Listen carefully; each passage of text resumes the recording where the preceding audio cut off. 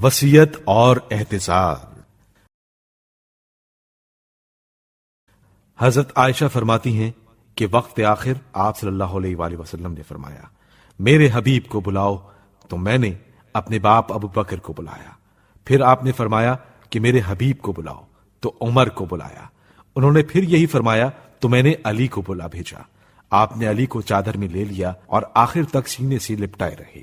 مورخین لکھتے ہیں کہ آپ صلی اللہ علیہ وآلہ وسلم نے جناب سیدہ اور حسنین کو طلب فرمایا اور حضرت علی کو بلا کر وصیت کی کہ جیش اسامہ کے لیے میں نے فلاں یہودی سے قرض لیا تھا، اسے ادا کر دینا، اور اے علی تمہیں میرے بعد سخت صدمات پہنچیں گے، تم صبر کرنا، اور دیکھو جب اہل دنیا پرستی کریں تو تم دین اختیار کیے رہنا۔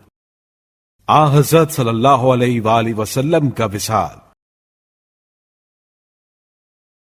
جب حضرت رسول خدا صلی اللہ علیہ وآلہ وسلم بیمار ہوئے تو جناب سیدہ ہر وقت تیمارداری اور دلجوئی کے لیے حاضر خدمت رہتی تھیں، اور جب مرض میں شدت دیکھتی تھیں تو زار زار رونے لگتی تھیں۔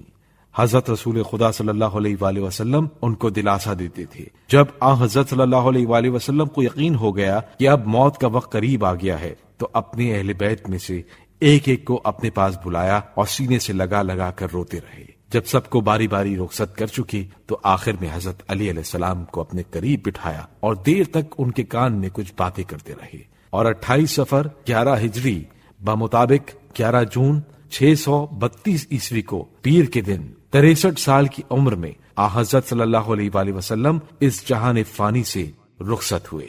انا للہ و انا الیہ راجعون۔ اہل بیت علیہ السلام کی آنکھوں میں دنیا تیرا اتار ہو گئی۔ جناب فاطمہ، حضرت علی، حضرت امام حسن اور حضرت امام حسین علیہ السلام کا فرط غم سے عجب حال تھا۔ آنسوں کی جھڑی لگی ہوئی تھی۔ سیدہ ہائے بابا کی صدا بلند کر رہی تھیں۔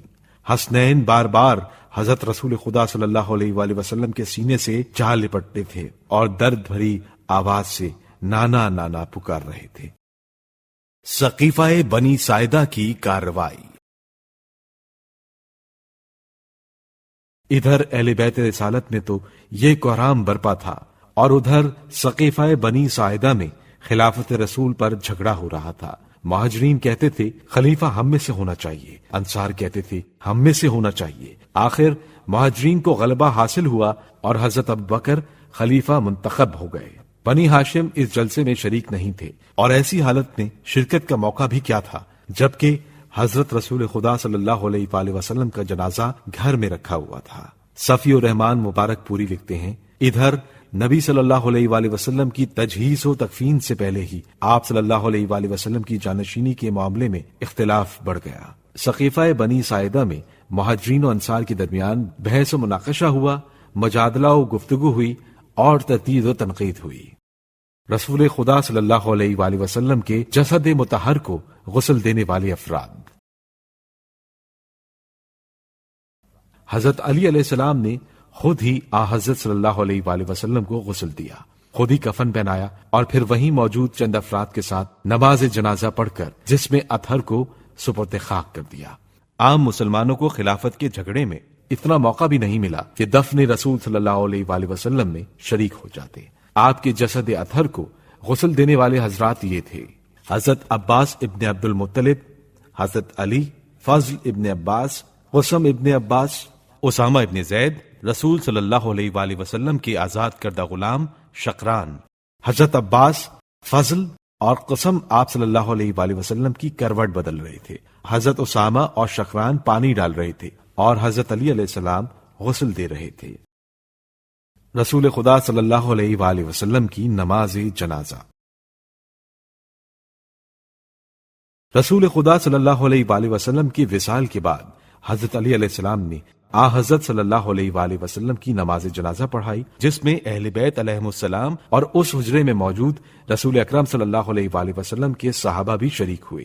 نماز جنازہ کے بعد حضرت علی علیہ السلام جنازہ مطہر کے سرہانے کھڑے ہوئے اور فرمایا: یا رسول اللہ، گرامی منزلت و نامی مرتبت خدائے بزرگ و برتر کا سلام، اس کی رحمت اور اس کی برکت آپ صلی اللہ علیہ وآلہ وسلم پر نازل ہو۔ بار الہ، میں گواہی دیتا ہوں کہ آپ صلی اللہ علیہ وآلہ وسلم نے امور رسالت جو آپ صلی اللہ علیہ وآلہ وسلم پر نازل ہوئے تھے ہم تک بہترین انداز سے پہنچائے، اور رسالت کی ذمہ داریوں کو پورے طور سے بجا لائے، اور خدا کی راہ میں جہاد کیے، یہاں تک کہ اللہ تعالیٰ نے اپنے دین کو عزیز اور غالب بنایا۔ پروردگار، تو ہم سب کو ان امور کا پیرو ٹھہرا جو تو نے ان پر نازل فرمایا ہے، اور ہم میں اور ان میں بروز قیامت یکجائی اور اتحاد عطا فرما۔ حضرت ابو بکر اور حضرت عمر آپ صلی اللہ علیہ وآلہ وسلم کے غسل و کفن اور نماز میں شریک نہ ہو سکی، کیونکہ جب یہ سقیفہ سے واپس آئے تو حضرت صلی اللہ علیہ وآلہ وسلم کا جسد مطہر سپرد خاک کیا جا چکا تھا۔